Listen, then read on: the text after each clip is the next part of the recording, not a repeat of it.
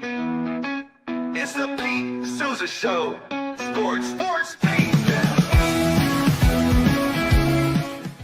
Nobody tells our stories better than our clients. The difference is stark. I was rear-ended at a stop. I thought I was fine, and then once I got home, I realized it's a lot worse than I thought. I ended up having a ruptured disc. You say you're not hurting, and then an hour later, you're saying you're in all this pain. I just felt like most people would think that I was lying. And that's when I decided to call Daniel Stark. I owe a lot to Daniel Stark. They really got me what I deserved. The difference is stark.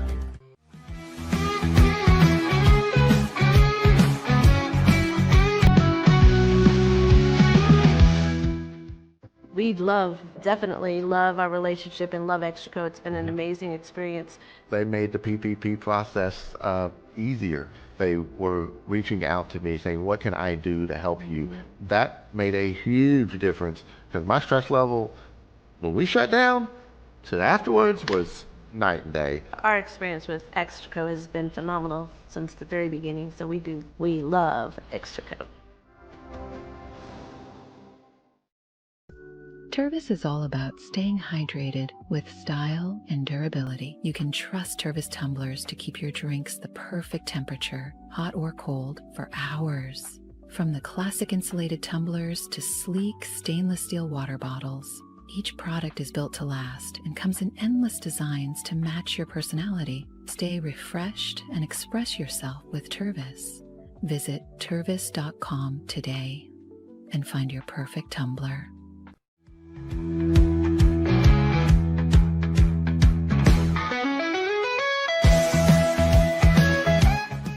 Since our founding, we've been revolutionizing hair removal with cutting-edge technology and a commitment to empowerment. The You-Like Air 3, launched in 2023, ushers in a new era of sapphire ice cooling technology, offering nearly painless hair reduction in just 3 weeks. Experience the future of hair removal today at youlike.com, because at YouLike, beauty is about looking and feeling good. That's ULIKE.com. YouLike. With Ease US, make studio quality voiceovers for your videos online in over 149 languages and dialects, featuring 468 natural AI voices. Customize the volume, mood, and pauses to perfectly match your content. Plus, capture high quality videos with no watermark. Record your screen, webcam, and voice, and save them instantly to your computer. Never been easier to create professional grade videos and voiceovers. Try it today at easeus.com. That's EASEUS.com. Ease US.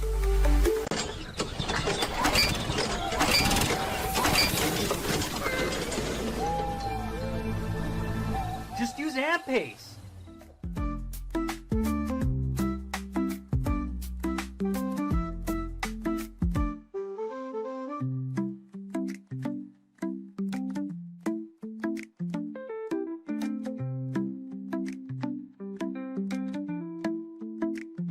AMP-Pace.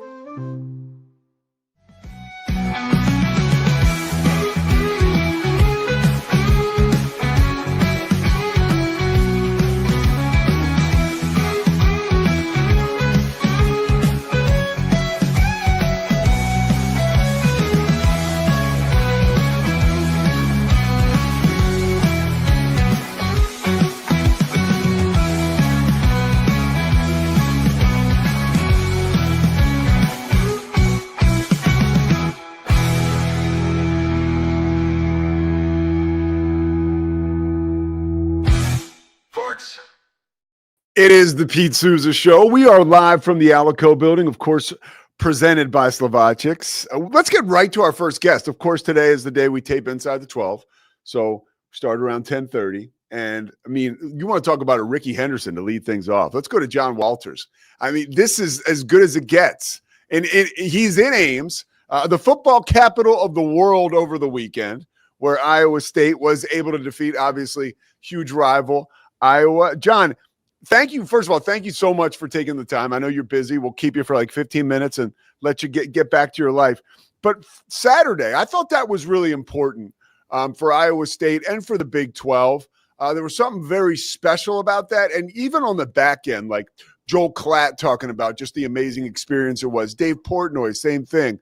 I bet you never thought you'd hear that in Iowa State in the same sentence. What was it like to have that flair right there?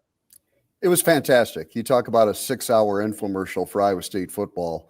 I mean, Fox did a great job with the big noon kickoff. It was tremendous. They really pumped up what Iowa State's all about, and I think people could feel and sense that energy, and then it carried right over into the game. The game was terrific. The crowd was really into it. It was a very typical Iowa State game where it comes right down to the wire and it's low scoring and it's tense, and that's what this rivalry has become. And so great opportunity for fans around the country, and I think there were over 4 million viewers, to maybe experience Iowa State football when they hadn't experienced it before, and what Jack Trice Stadium can be like when it's that electric. And it was a great showcase for really both programs in the whole state.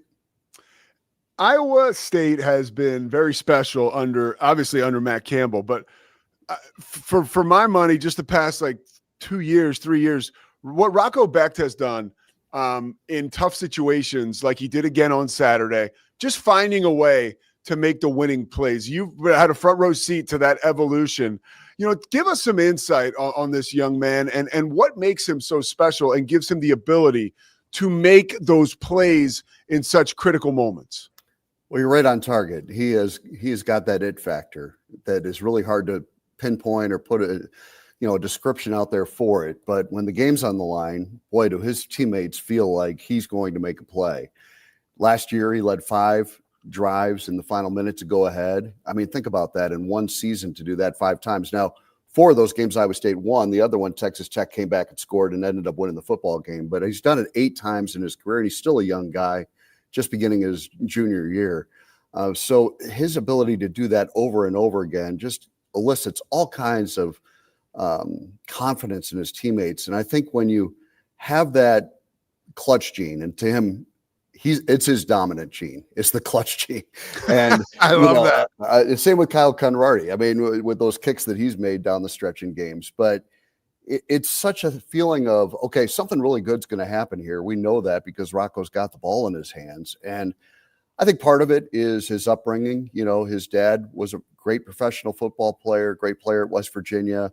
His mom was an athlete. He's just got a great family. And I think they helped him to understand that there's going to be highs and lows and ups and downs. You kind of navigate through it all. And one of Rocco's best qualities is his ability, when he does make a bad play, to get right on to the next play and have a short memory. And so he's got a lot of confidence in himself, but he's earned it. It's not something that just happens overnight.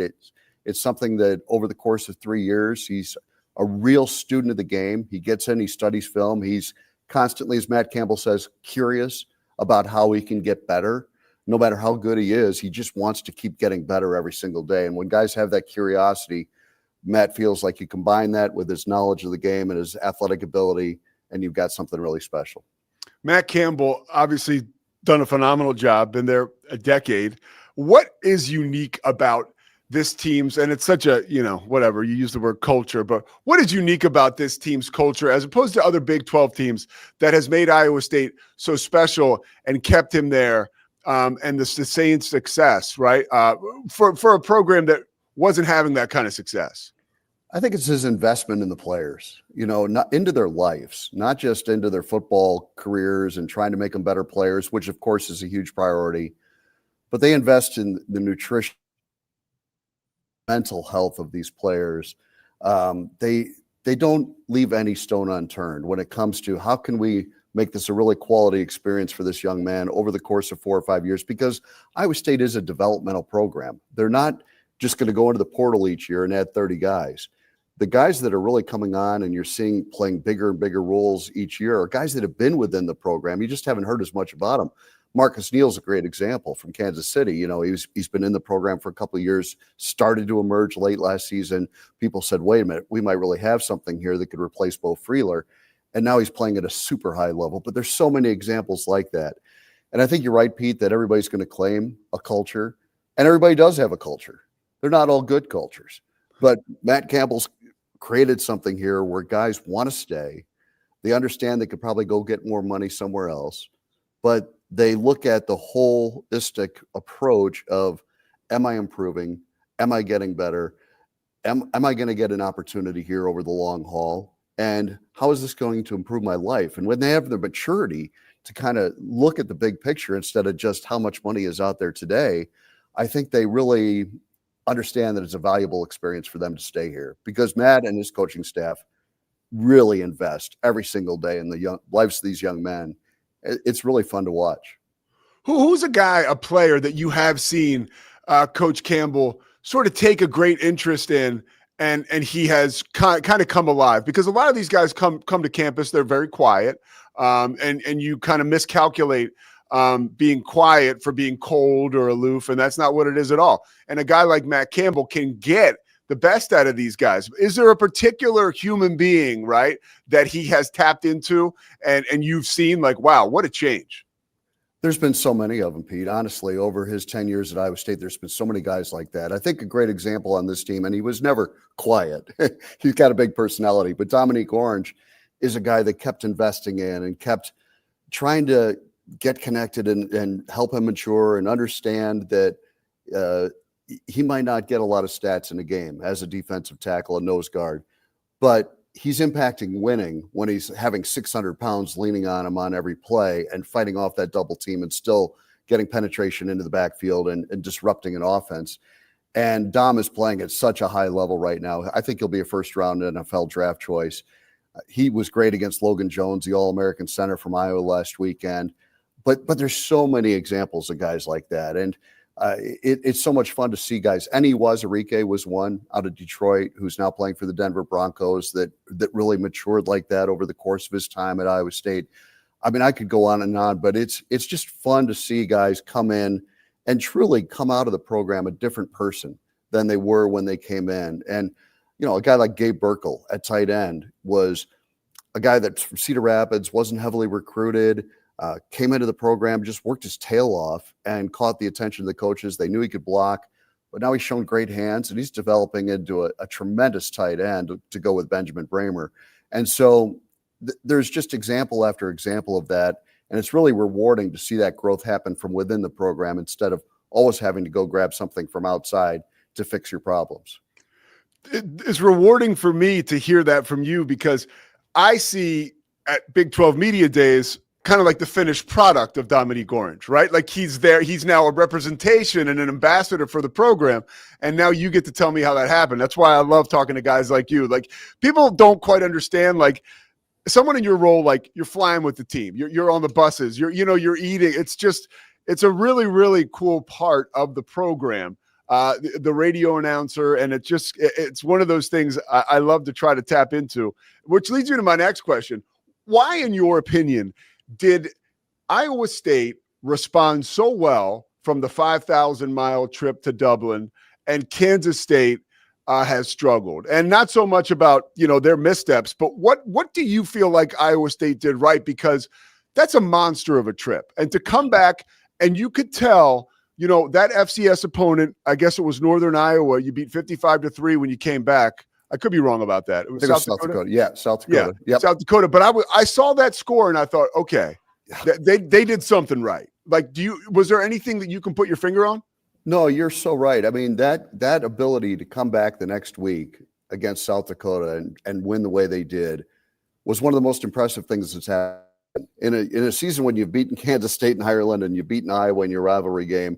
The sandwich game in between against a really good FCS program in South Dakota was, to me, maybe the most impressive win because of the way the guys came back with laser focus. Because there were all those questions, the miles, all those things. But Matt Campbell has been investing in that trip from the minute he knew it was going to happen, calling other coaches that had been on the trip, because not many college programs have had success coming back from overseas. Then he called NFL programs, Nick Sirianni and other friends in the NFL, and said, hey, look, how do you guys handle it when you go to London or you go to Brazil or do these trips that happen within the season? So he just was tapping into everybody's knowledge on this and looked at the nutrition part of it, looked at the sleep part of it, brought in sleep experts, just invested everything he possibly could into making sure that Iowa State wasn't another victim of going over and playing in that game and then not really being able to get your season on track coming back.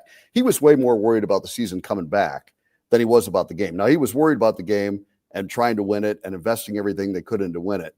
But his biggest concern was, how do you respond coming back from that? And so far, flying colors is what I'd say. And It's the amount of effort that he put in to making sure that would happen that's led to those results. How about, by the way, you mentioned Sirianni. I had a UCF game.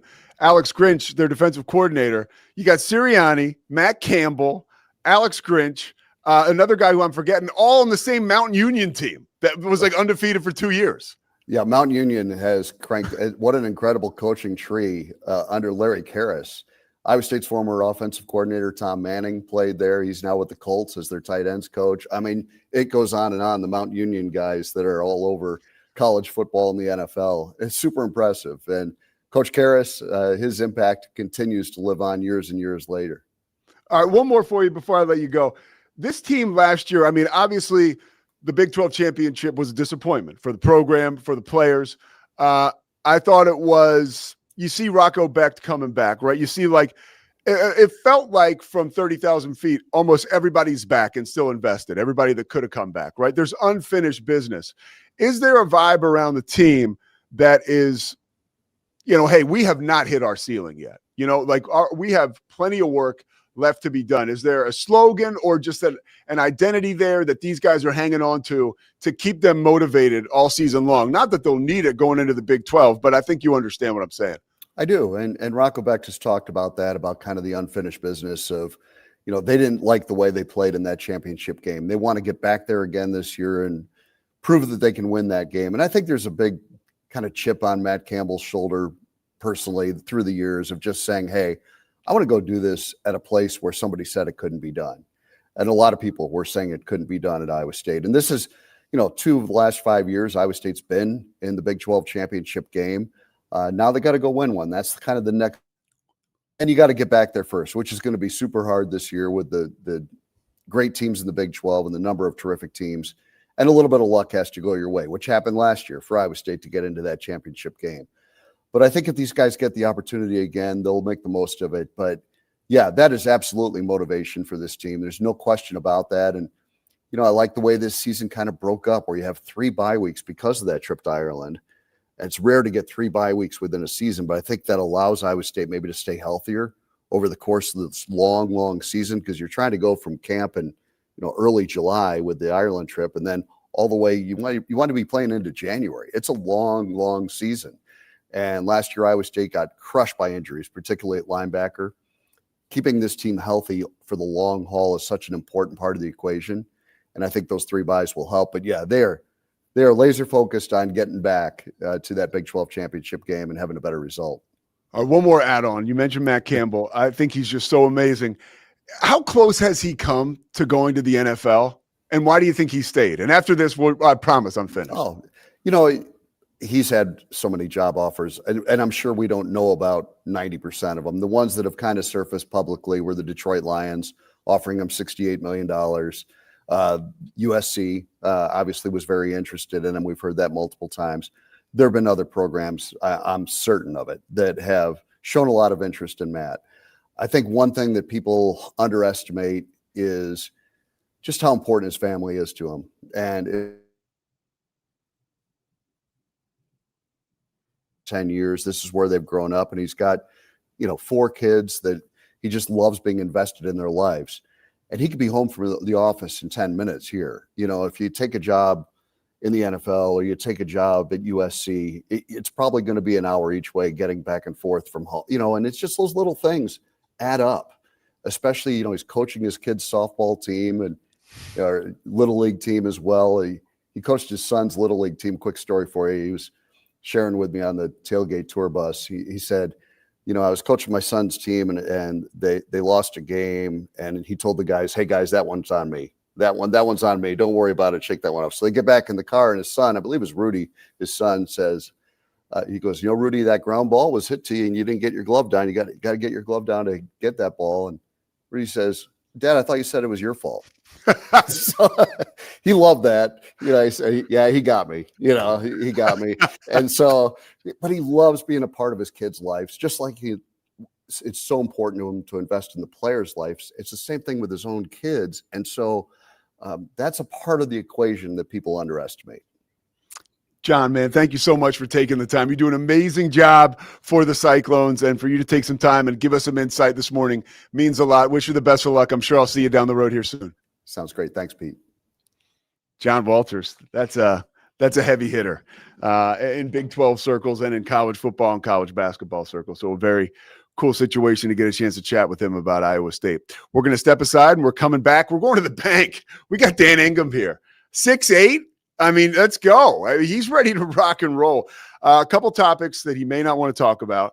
I got to ask him what's going on with Oklahoma State. I have to again after that loss, and then we'll get one of his picks. And I got one more topic I want to kind of tap into Dan's mindset on. We'll step aside. Presented by Slovacics, the Pete Sousa Show. Back after this.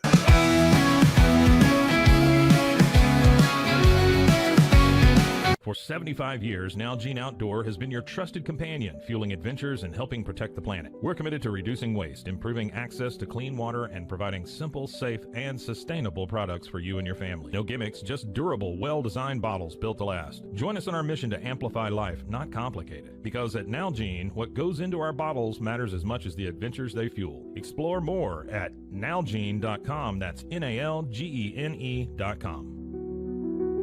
Looking for tickets to the hottest shows, games, and events? Ticket Liquidator is your one-stop shop for great prices, no hassles, and guaranteed tickets. Since 2003, we've been connecting buyers and sellers, providing access to sold-out events at prices lower than most secondary market options. Whether it's sports, theater, or concerts, our massive nationwide network ensures you get the tickets you want, guaranteed. For the best seats at the biggest events, start with Ticket Liquidator today at ticketliquidator.com. That's TICKETLIQUIDATOR.com. Ticket Liquidator.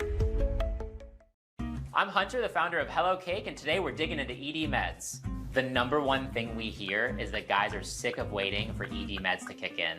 Traditional ED meds take about an hour to kick in as they have to go through your digestive system, where Hello Cake's ED medication dissolves under your tongue and works in about 15 minutes. That's about 3 times faster than traditional ED medication. Curious about ED meds? Go to hellocake.com.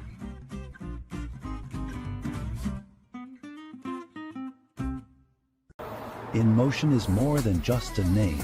It's a legacy of innovation. From supplying electric vehicle parts like motors and inverters since the 1960s to creating cutting-edge electric scooters, hoverboards, and unicycles, InMotion is shaping the future of mobility.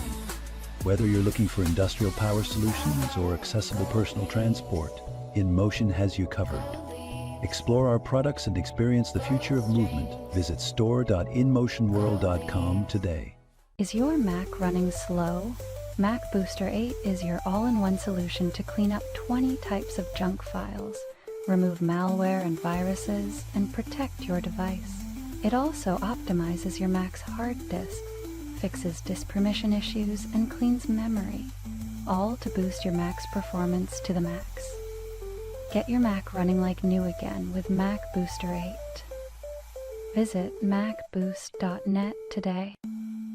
Finding a sleep sack that my baby likes has been a struggle. The sleep sack from Joy is a major upgrade. It's all natural eucalyptus, which is breathable and hypoallergenic, which is really great for your baby's sensitive skin.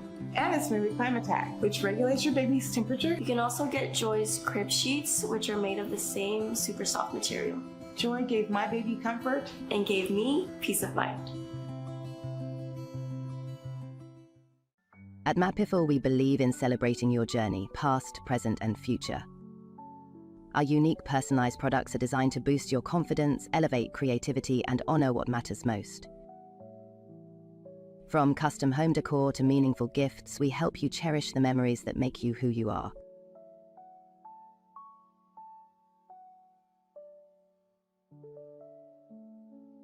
Visit mapiful.com and start celebrating your story today. Maud Lily is your go-to for stylish and affordable fashion that fits your life.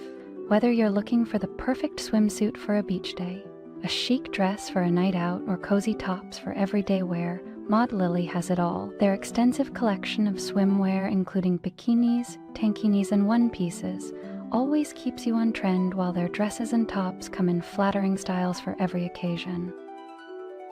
Visit maudlily.com today.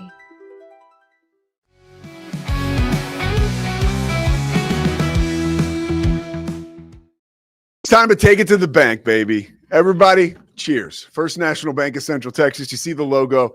Dan Ingham in the house, baby. Great to have you. A lot to talk about this week. And the first thing I want to get your opinion on, okay, is Oklahoma State. Now, the reason I want to get an opinion on this is because it was pretty bad on Saturday. We knew it would be bad. We didn't know it would be that bad. So does the program go from here? Like, do you think would Mike Gundy get let go in season? Or that could never happen, right? Something would have to kind of spark to make that happen. Okay. I'd be surprised if it's mid-season, but I mean, he keeps this up. I mean, they're not going to lose every game 69-3. But I mean, if it's another like 3-9 type season, then yeah. I mean, unfortunately, I think you got to make a change. I don't care if he's the winningest coach in school history.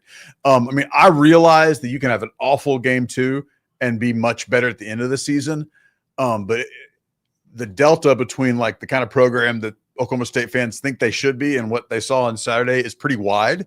And so I don't know if they can make up enough ground. I mean, he's got to have a kind of turnaround where they go like they got to get back to a bowl game, at least 7 wins, 6 wins. And it's hard to watch that game on Saturday and think they have the capability of doing that. Now, they've got talented players. They have to have a handful of them because they paid some money for some guys. But the clock is ticking. How about that? Yeah. How have they fallen so far so fast? I mean, this was a team that was, when they did the poll last year, they were atop the Big 12 preseason. Recruiting. Yeah.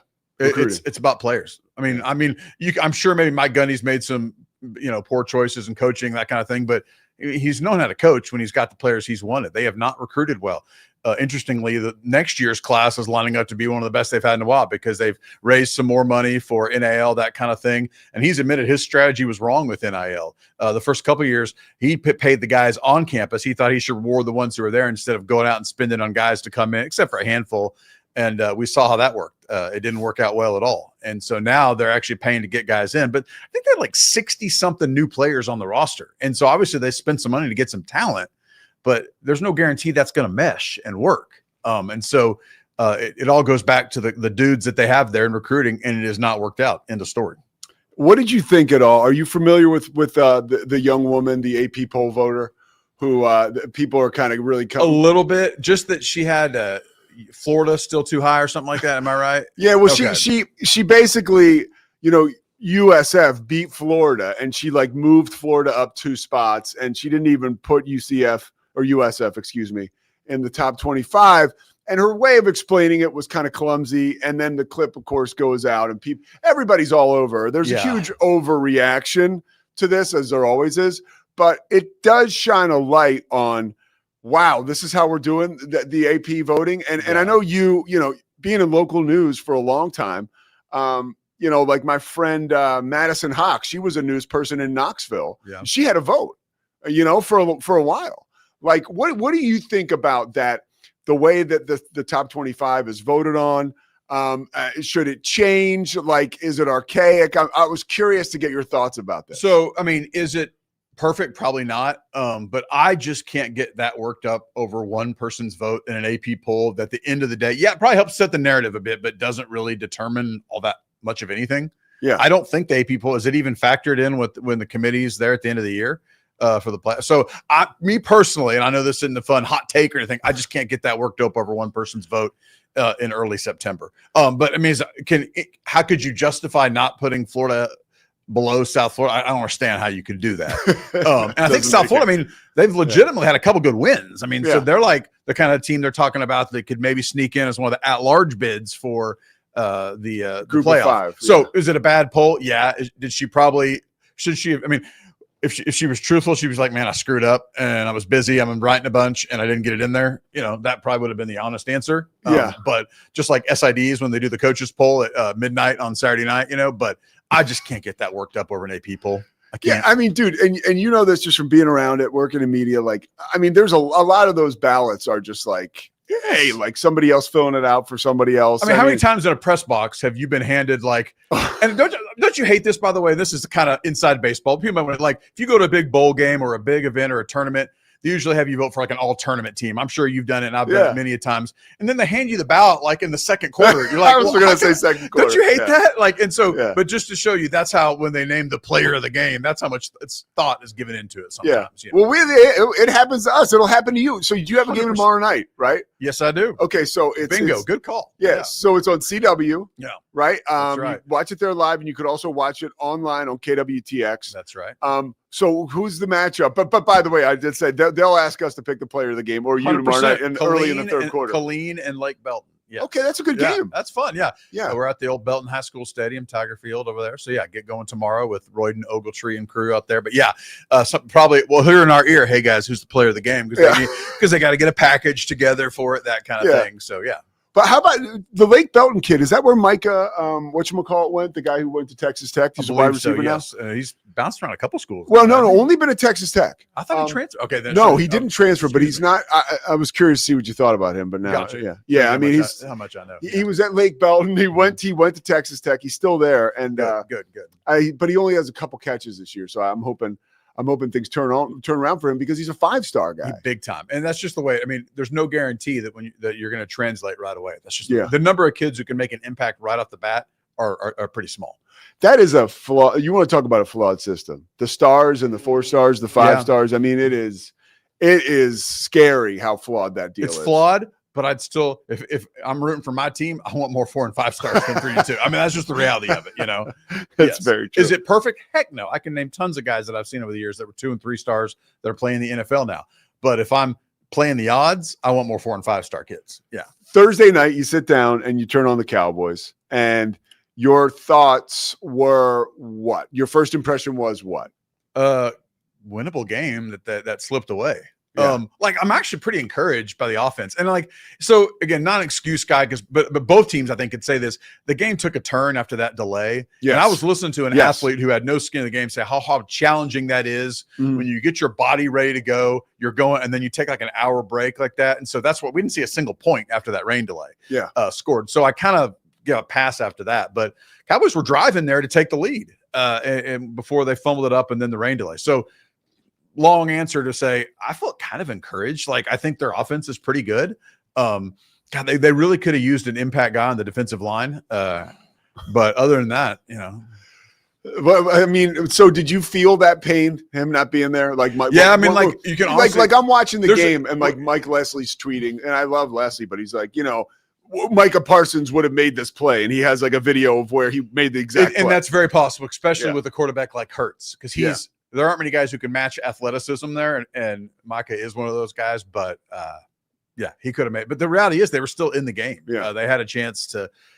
Dak looked really good, I thought. CeeDee Lamb looked really good, minus some drops at the end that could have made a big difference. So, I mean, as long as they take care of business to win this week, then I'm feeling okay. They're a team that looks like if they stay healthy, they're going to be in the running for a playoff. And then they'll break our hearts in the playoffs. But I mean, but they're kind of that level of team, if I had to guess. I would say it's renewed hope. I think we were so down on the Cowboys because of all the tumult in the offseason that I think we actually forgot that the offense did get better. Well, and oddly, the Cowboys, and I say oddly because we bag on the Jones family and their decision making. But if you look over the past 10, 15 years, and so they've drafted pretty well. Yes, they have. The number of players that they've drafted and that have turned into good players is very high. And so they just have made some not as sound decisions, in my opinion, a lot of other in the way they handle re-signing and signing and that kind of thing. But they've drafted well. So there's some talent there. There's no doubt about it. All right, I'm putting you in charge of Baylor's marketing and public relations. Okay. And let me ask you, because I'm already upset about this whole thing. When is the right time to start a Sawyer Robertson Heisman campaign? So it's funny. I actually wrote that down before I came over here. So he only has the 18th best Heisman odds right now. And that's ridiculous. Well, and here's the deal. That's because they don't think Baylor's going to win enough games to win the Heisman. You've got to win a bunch of games, marquee games, to win the Heisman. It's maybe not fair, but right now he's plus 3,500 to win the Heisman, thanks to FanDuel right there. I'm with you, dude. Yeah, but I mean, in terms of like numbers and production and the fact that he is a huge reason they won that game last week against a ranked team on the road, I mean, there's no doubt you can't name 4 or 5 people who've had a better start to year than him. No. You just can't. And that just tells you how much of that Vegas thinks that Baylor is more of an 8-4 team, just making them instead of a 10-2 team that's got a chance to win the Big 12. So do you think is that the mindset? And I really don't know. I'm not as tapped in maybe as I used to be, but like what was Baylor's record when RG3 won? Like I believe they won over 10 games? Yeah, they did not win the Big 12. Okay. But what he did, he had a couple things that some of his biggest moments were on nationally televised games. Okay. Like that OU game. And so Baylor had a clunker that year against Kansas on the road. This is every game being nationally televised. He did not play well. And this is when Kansas was like Kansas, and they barely beat Kansas. That game was not nationally televised. So no one saw him turn it over and not play as well. And so it worked out really well that his marquee moments, like beat OU on national TV, I believe it was on a Saturday night, and won it with a game-winning touchdown. And that was his Heisman moment because it was like late November. And so he really benefited from that. But they were a 10-win team as well. And so you got to get to that level and maybe have a big win. I mean, if Baylor can get a big win over TCU on national TV, that kind of thing. So that's that's good insight though. Like the odds makers look at their schedule and they just say, hey, they're not favored to win enough games. Odds makers don't care. They're not rooting for or against Baylor. You know what I mean? They're just saying we don't think that Baylor's going to do enough as a team for him to win the Heisman. What did you think about? Did you watch the Baylor game? Oh, that was awesome. Hold on now. I got to tap into your.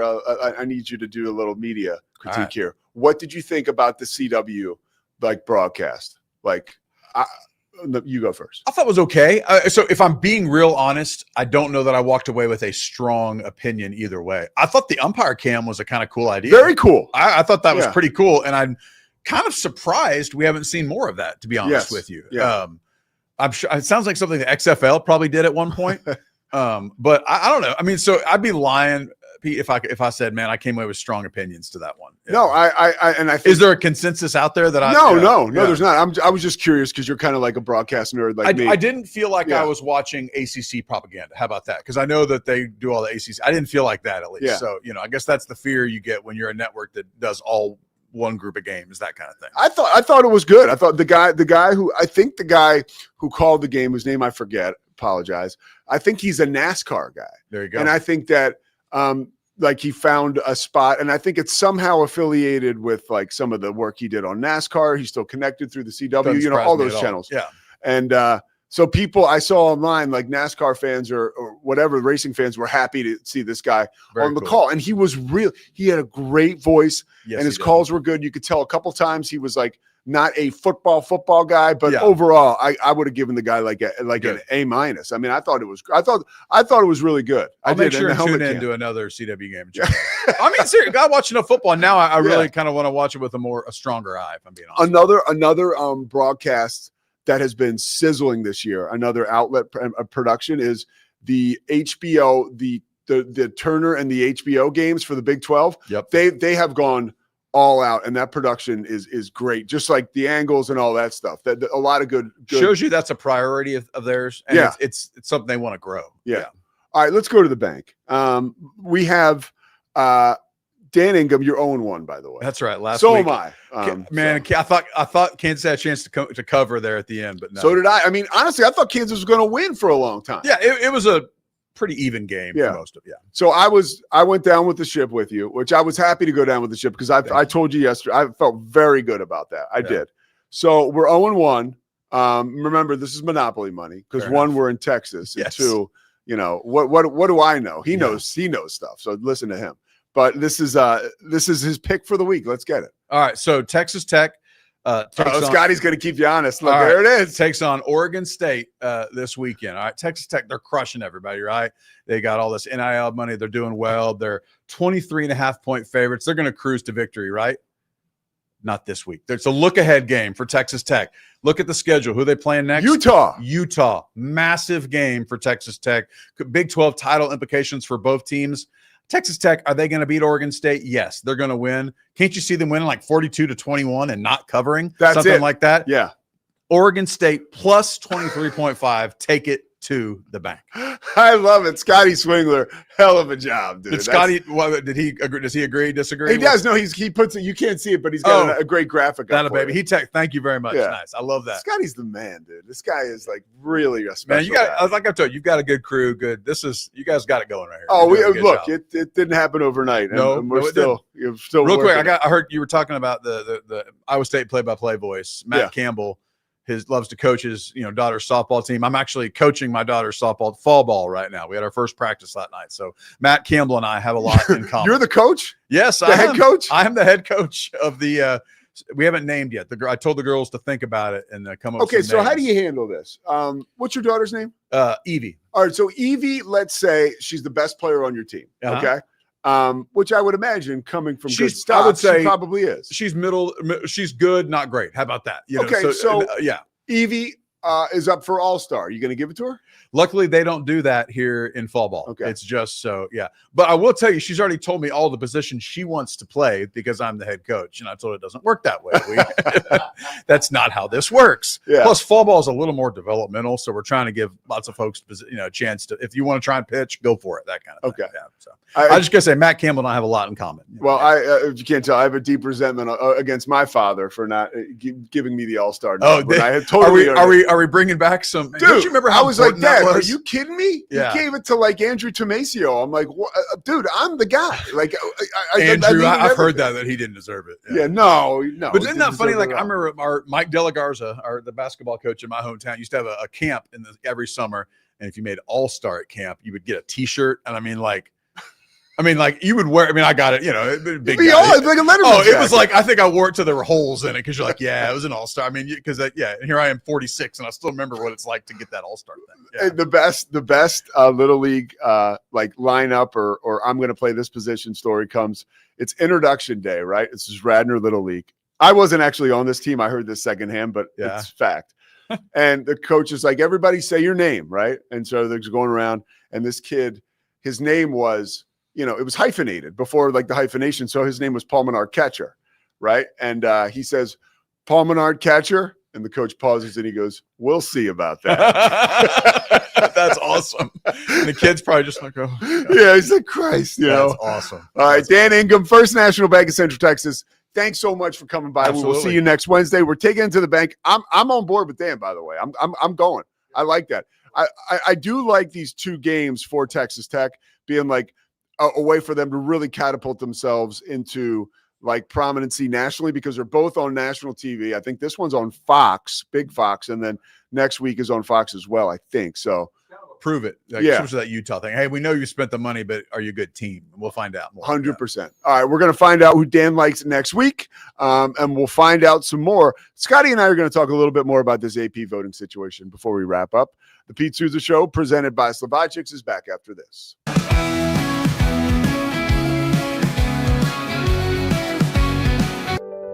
Overwhelmed by your inbox? Clean Email is here to help. Organize, clean, and manage your emails with powerful automation tools. Say goodbye to spam and clutter and enjoy a stress-free inbox. Try Clean Email today at cleanemail.com. That's CLEAN email.com. Cleanse your body of accumulated toxins and embark on your wellness journey at your own pace. At Global Healing, we provide premium supplements to help your body heal naturally. Combine that with OrganicHemp.com's top quality CBD for ultimate balance. Start your healing journey today at globalhealing.com and OrganicHemp.com. Unlock a world of convenience with Mully Box, your one-stop solution for personalized subscription boxes delivered right to your door. Each box is tailored to your taste. Experience the joy of surprises. Subscribe today at mullybox.com. That's MULLYBOX.com. At Toussaint's, we understand that maintaining a healthy lifestyle can be challenging, especially in today's fast-paced world. That's why our mission is to make fitness accessible to everyone, anywhere. Committed to excellence, we adopt a user-centric approach guided by ergonomics and medical science. With a team of seasoned professionals in R&D, design, and manufacturing, we prioritize quality across our entire product line. Visit Toussaint's.com today and start your journey to better health. That's TOUSAINS.com. BizChair.com. your one-stop shop for premium commercial furniture that blends quality with affordability. From ergonomic office chairs to durable restaurant seating, we cater to diverse industries including corporate, medical, hospitality, and education. With over 20 years of experience, we offer fast shipping, exceptional customer support, and furniture solutions that stand up to high-traffic environment. Elevate your space with BizChair's vast selection of stylish, reliable, and cost-effective furniture. Visit us today at bizchair.com to transform your business. At Mitzi, we believe the right light can transform any space. Born from a third-generation lighting family, we craft beautifully designed, premium lighting that's made to be affordable. Inspired by Grandma Mitzi's eclectic style, we're on a mission to make high-quality lighting accessible to all. Whether you're updating your space or adding a unique fixture, Mitzi has the perfect design for you. Beautiful, well-made lighting without the high price tag. Discover your perfect light at Mitzi.com. That's MITZI.com. Mitzi. Founded in 1910, Samsonite is the world leader in durable, high-quality luggage and travel accessories. Made to the highest standards, our products won't let you down. We give you the confidence to get out there and explore. Inspired by the past, devoted to the present, and built to inspire a multi-generational future, Samsonite is here to elevate your journey. Travel with Samsonite and pack confidence every step of the way. Shop now at shop.samsonite.com. The grinder mentality that Randy and Brent Habert built into 44 Pro runs deep within our team. Every member shares a passion for the craft, the game, and most importantly, the player. When you step onto the field with a 44 Pro custom glove, you'll feel the difference. It's not just a glove, it's a 44 Pro. Crafted with dedication, made for performance, and built to last. Get your custom glove today at 44pro.com and experience the 44 Pro difference. That's 44pro.com, 44 Pro. Welcome to Kitbag, the ultimate destination for football fans. Whether you're cheering for Arsenal, Chelsea, Manchester United, or any other top club, we've got your team's colors running through our veins. From official replica kits to custom player prints of your favorite stars like Ronaldo, Messi, and Kane, Kitbag is your one-stop shop for all things football. Powered by Fanatics, we deliver to over 180 countries, ensuring you get the gear you need fast. For true football passion, think Kitbag. Visit kitbag.com today. That's KITBAG.com. Kitbag.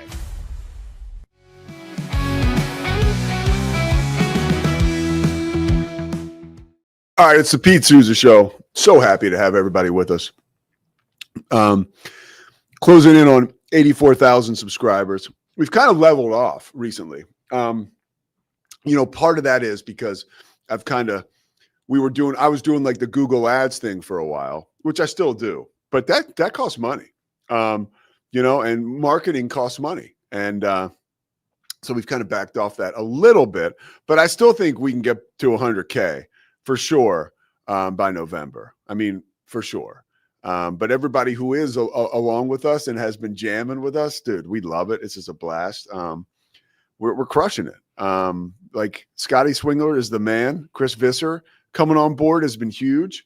We're just trying to get Corey Dickman to notice. Like, hey, Corey, we're over here. We're the Pete Sousa Show. He's too busy giving Mike notes for Bois. I'm like, hey, over here. Come on. Pay some attention. No, I'm kidding. Corey is actually the greatest. And honestly, this Rogue Media Network is moving 100 miles per hour in so many different directions. I mean, the Green and Gold pregame show, it's going to be on KWTX. And of course, you can see it on the Green and Gold YouTube page.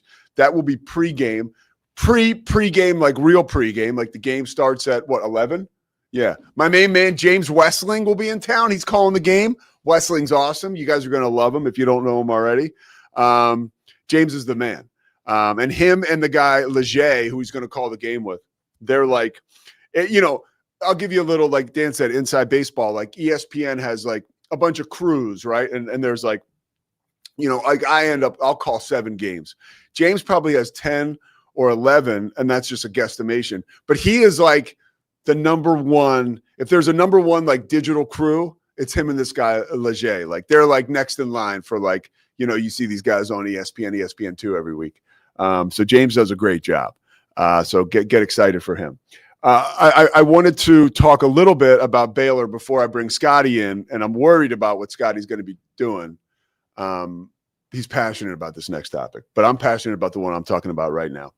I'm frustrated with Baylor, and you never hear me say I'm frustrated with Baylor. When I talk about the administration, the athletic department, I'm not going to name any names because I truly do love the people over there. But I'm knocking on the door. Hey guys, I'm a ad hoc marketing guy. I got an idea for the campaign. Let's start up Sawyer's Heisman campaign. Let's go. And I thought this morning, right? I was like, what can a title be for this, right? What could be the slogan? Quick story. And this is a true story, okay? I got screwed once, and I'll tell you how I got screwed. In 2004, I was a public relations assistant, right, at the Charlotte Bobcats at the time. Should have been a coordinator, was an assistant, whole deal. I eventually got promoted. Let's not get into the logistics and office politics, okay? I wrote the game notes. And, you know, the rookie of the year in the NBA at that time was the Got Milk Rookie of the Year, okay?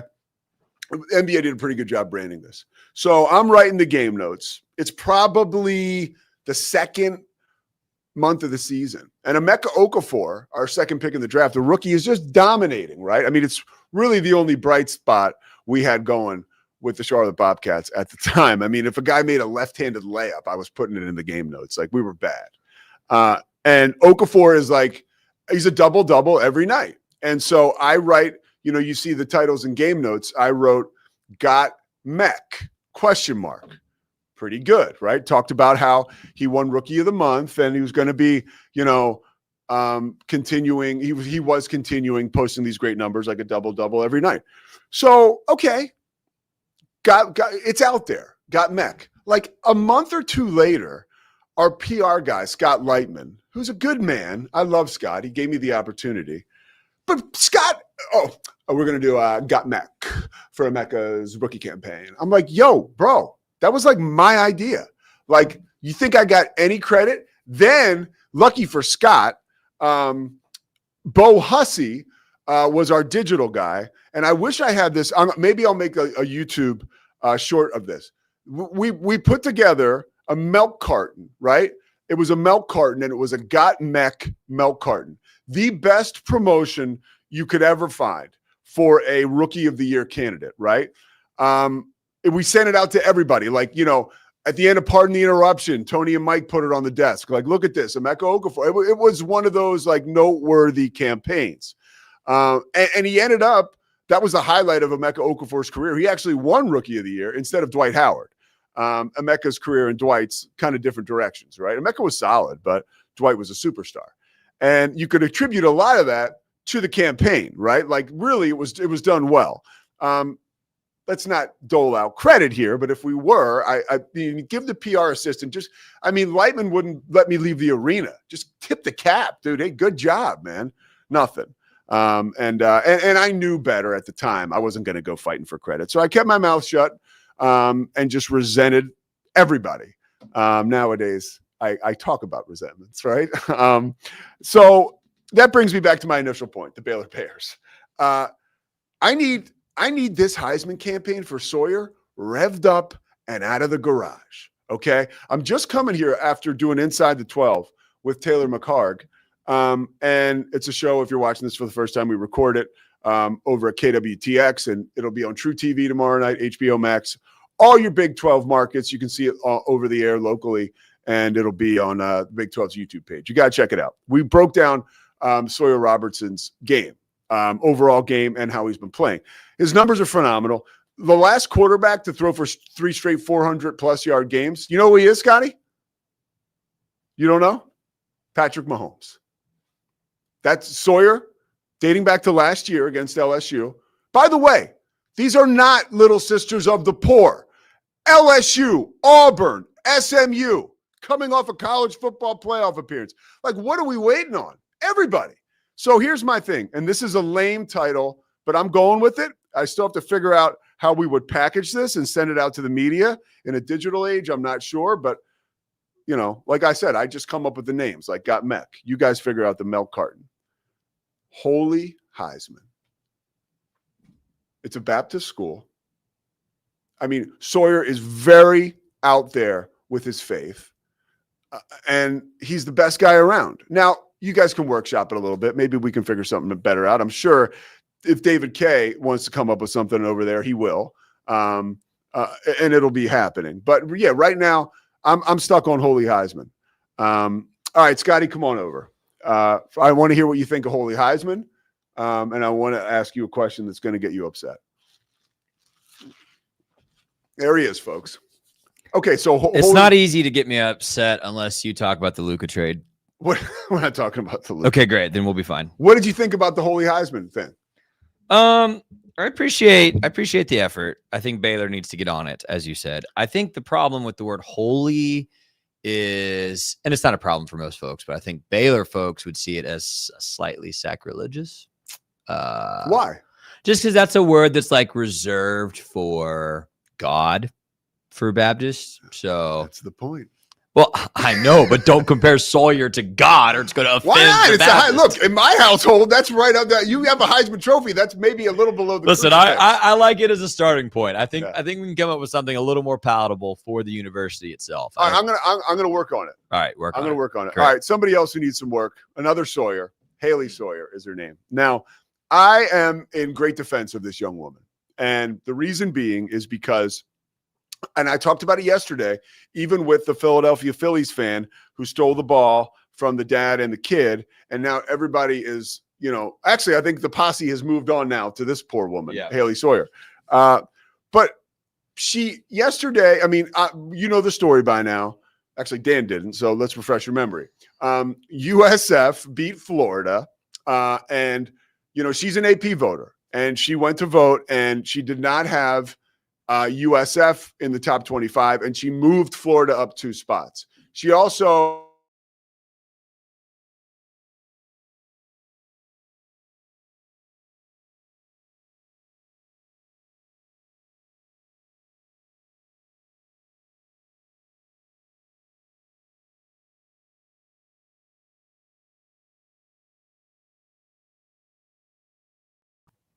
Okay, are we back? Yeah, I'm back. You're still standing there. There you go. Okay, we're back. So we've had some internet stuff recently. So she does a video, an interview, where she comes off not very well. Right? What did you think about the video? Do we want to roll it? Yeah, do we have it? All right, here's Haley. Give me 5 seconds. 5. I had it for Matt. 4. Oh, of course, for Mosley first. Is what my votes are and what my process is. I wake up early in the morning after covering a game late in the night before.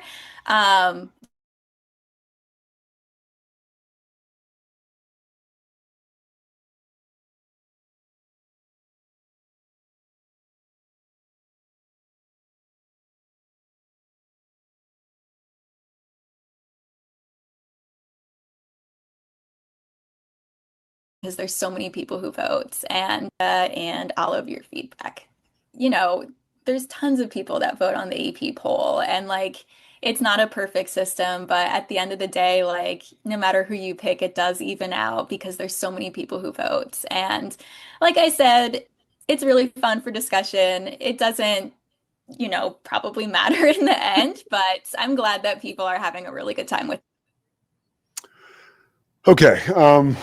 Yeah, that's tough to watch. I gotta say. Come on, man. I feel she's a young woman. I really appreciate how she put herself out there, and was willing to explain how it happened. A lot of people feel like she should have just said, "I didn't watch, or I didn't look, or I just filled just own it." Yeah. I am even today. I went on opened up her Twitter. And now you have to be an approved follower to see her tweets, which yesterday it was open. So that means people are all over her, right? And it's getting to her. And she's a young woman. And I think social media is a goddamn cesspool. And at the end of the day, it's a flawed system. It's a flawed system. The problem is not Haley Sawyer. The problem is the system. How are we vetting these people who vote on this? Truly, here's an example. And I mentioned this to Dan. When I was Madison Hawk, she works for ESPN. She's a sideline reporter. She played hoops in college. Where the hell did she go? Belmont in Nashville. She's obsessed with LeBron James.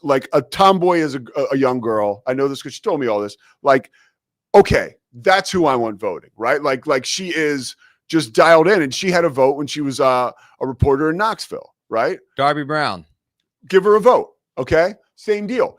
I don't like, I understand, like, you can still, and honestly, you can still cover a team and be a beat writer on that team, right? And doing a phenomenal job. But like, if you ask somebody to globally break down a sport, that may not be fair. Great example. I was with the Sixers doing PR when Kate Fagan, formerly of Around the Horn, she was the beat writer for the Philadelphia Inquirer. Kate did not know if she was on foot or horseback and would have been very quick to tell anybody who would listen that. And she played hoops at Colorado. But I think it took her a minute to maybe get to a point where she would have felt comfortable voting on stuff like this. We have just put Haley Sawyer right in the mix. I feel bad for her. The fact that I told this to Scotty, the fact she's adorable, I feel like she could be like, I feel like I need to stick up for her. That's out there. Yes. But I'm not happy with the overreach. So go ahead, Scotty.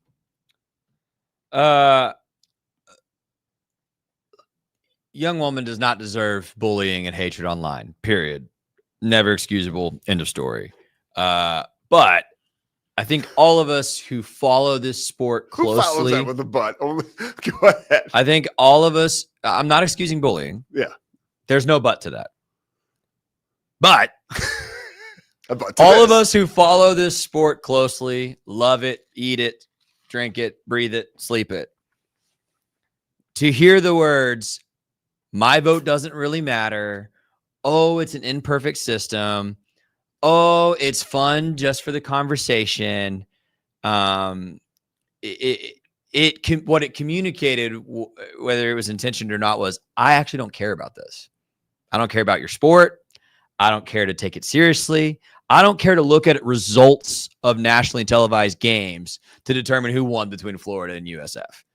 That bothers a lot of people. And what I told Matt yesterday on Mosley's show is, give me the vote. Give Mosley the vote. Give Pete Sousa the vote. There are so many of us who would actually be honored, and I'm not trying to overinflate this, right? No, you're not. But honestly, you're doing a good job of staying with the story and reasons why. Dan was talking about, like, sometimes these things, like, they happen quickly. You just got to fill it out. I get like this, but this isn't what she said. She's like, oh, my vote doesn't really matter. Dude, it matters to me, actually. It does, because I would love to have that privilege to be part of that process, even if it's imperfect and doesn't matter. So I think that's where some of the but here's let me disappointment has come through, right? I want to take the standpoint of, like, or the stance, like, she didn't nominate herself for this. Somebody tapped her on the shoulder and they were like, you're going to vote. Like, and she could have said no, right? I don't know, but I would imagine, yeah, you could. But I mean, they need to come up with a better way to do this. We've been talking about it since the beginning of time. I think, if anything, this shines a light on how screwed up the system is. And again, she made a mistake. One, filling out the ballot, and two, going online and saying that. Like, she's also a young person that is literally going through experiencing life in front of our eyes. Like, I probably did 100 stupid things like that. You know what I mean? When I was there, and I still do them today. Yeah, stupider. Yeah. But I still do stuff today that's not that smart. But I sort of know how to massage, like, public stuff. That was not a great effort on her part to clean it up. But I feel terrible for her, and I would like for you, somebody. I last night, like, I don't know where my thinking is. I do this show. But so I talk about stuff on the air all the time. But like yesterday, I didn't feel like my voice was important enough, or nobody wanted to hear what I had to say. There were so many times I was ready to tweet, like, okay, I think we get the point. We're all good over here. Like, she was wrong. But I was like, nobody's going to care. And I did that recently for Monica McNutt when she wore when she screwed up the Barry Sanders jersey thing. She was getting skewered on Outkick. And I put something in the comments like, well, those are bullies, so we can ignore. I said, yo, she made him. I got pissed. I was like, because I think she's phenomenal. I said, she made a mistake. She played hoops at Georgetown. She's an amazing analyst. She does the Knicks radio as an analyst. It's like, beat it, dude. The girl, she screwed up. And everybody was like, I mean, you know, abhorrent things they're saying to me. So anyways, I was like, you know what? I'm going to fall back. But riding in like the Lone Ranger, here he is, Shahan. Our guy. Jayaraja. That's right, dude. The sheriff comes into town. You want to read it, Scotty? Sure. He says, okay, this AP poll discourse has jumped the shark. Someone made a mistake and I assume glossed over a result. It happens. I assume she was trying to laugh off her mistake in the moment and move past it. It was a bad choice. We don't have to turn this into something it's not. And then the follow-up tweet to that. By the way, I've seen, there we go, standing O for Shahan. I've seen people say this sets women back in the industry. The only thing that does is when we don't give an individual grace. Lord knows I've screwed up countless times. Thankfully, I've been given the grace to recover. Agree with him on that overreaction. Big time, right? Bro, I mean, the guy literally, it's like that's why guys like him are so talented. Like I was thinking all that stuff, but one, I didn't have the courage to put it out, and two, I wouldn't have been able to put it like that. But he's exactly right, dude. Pete, nobody wordsmiths things the way Shahan. Yeah, he's amazing. Does. Okay. But he's exactly right. He's exactly right. And honestly, I hadn't even read the one about the setting women back. I just saw the first one. Well, yeah, and that's where, again, overreaction to it, dude. Like, no, that's not what this is. But I do feel bad for her. It's a bad look. It is a bad look. So going forward, how would you fix it? The system or Haley Sawyer? No, I'm not. Haley needs to just pay attention to the box scores. Like, that's simple. The system, dude, I wonder who qualifies to vote in the AP poll. So I presume, and I don't know this, I should have researched this, but we've been sprinting today. I'm assuming anybody that writes for a newspaper can qualify, a beat writer that covers a college football team, etc. Do podcasters? Do YouTubers? Do television? Like, I think I wonder if we need I would think Josh Pate should have a vote. That was one of the first names that came to my mind as well, right? Josh Pate or you or our guy, even like our guy, why am I forgetting his last name? Pete Mundo up at Heartland Sports. Pete Mundo, like dude. These are the guys that follow the sport so closely that they have such an informed vote. Those are the kind of people that need to be voting on this. So I wonder if we need to broaden category for who qualifies as Associated Press. And then, find the people who are already neck deep in it, neck deep in the national college football coverage. And give them a vote. Josh Pate, Pete Mundo, Pete Sousa, all of these guys. How about, it's funny though, you do Scotty Swingler. You do, dude, definitely qualified. But I would do like you did a good job of conveying the passion and the rabid fan bases that are out there for college football. And it's like, you know, this Haley Sawyer, she just dropped chum in the waters for those people yesterday, which was a bummer. Like, I think there was a gross miscalculation of like people, of course, were going to freak out when they saw that. Like, I kind of appreciate it, but I'm like, whoa. When you say the words, it doesn't really matter. Yeah. That even if I'm confident this is not how she meant it. No. But for the Baylor fans who witnessed about 20 years of literally being the worst team in college football, when we suddenly were a top 25 ranked team, that freaking meant something. Yeah. For USF fans right now who are ranked in the top 20, that means something. That's validating of your school, of your program, of your community. College football is the closest thing in America to like Premier League soccer in England. It brings every ounce of community and passion and excitement and camaraderie and relationship. I mean, I don't want to over romanticize it, but that's what college football. That's what college football is in America. That's what it is. That's what makes it special. That's why I love it more than any other sport in this country. And why hundreds of thousands of people feel the same way. So I would have just removed that one phrase. Like, it doesn't really matter. No, it matters to every one of these athletes, schools, fan bases. It does. Because when your school is not Alabama, who's like, oh, it's just another ranking, right? When you're Baylor, when you're USF, when you're Boise State, when you're Tulsa, I mean, when you're Iowa State for a long time, that ranking matters to you. It does. It makes a difference. You make a difference. I love this standing shot, dude. Do you love it? I can't see it right at the way we've got it set up at the moment. Because you're 1,000% uninhibited. Locked in. Yeah, I love it. And it looks great. You look good. Man, I got my bought this when you took me to the FC Dallas game this year. Let's go. Yes, it was. Shirt, Los Toros. Check that out. How are they doing? Oh, they suck, man. It's They been do? a horrible season. It's been a horrible season. I don't want to talk about it.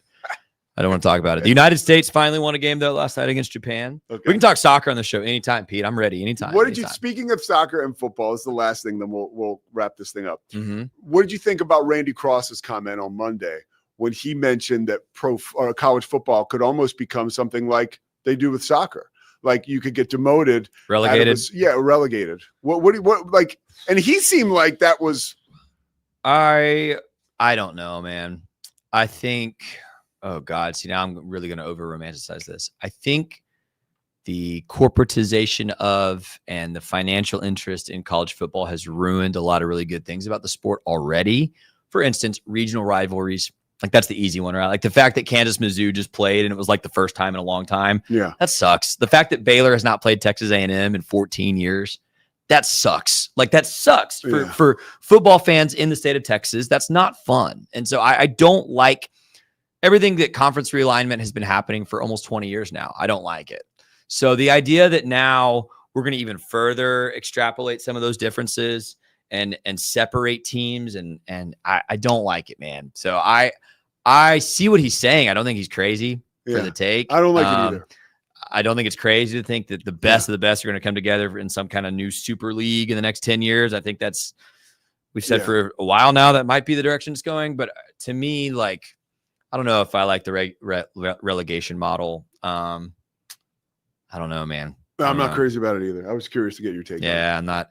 I mean, and by the way, that's a model in Europe for soccer. It's actually not the model in the United States, at least not yet. The United States just has more of a traditional pro model where you have the pro teams. Like, and, we and would relegate FC Dallas though. Like they would get relegated. They They would get relegated this year. They're bad. They're bad. It's been a very disappointing year for Dallas. But I still listen.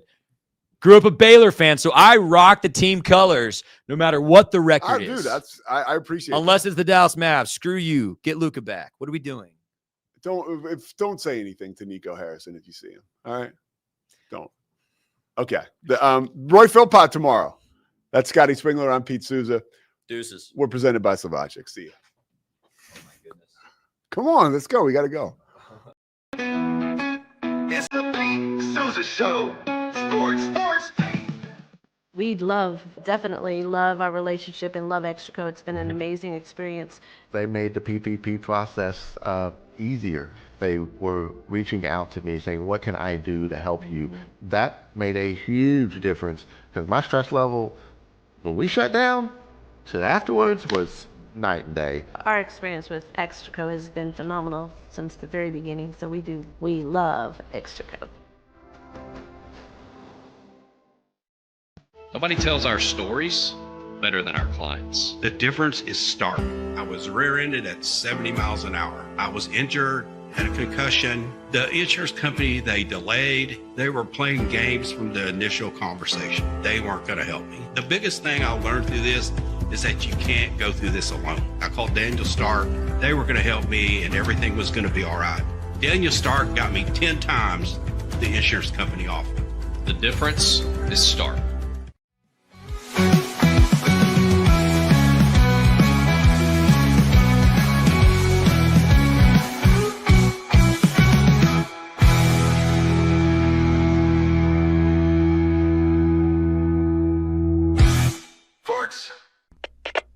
We are Rogue Media Sports.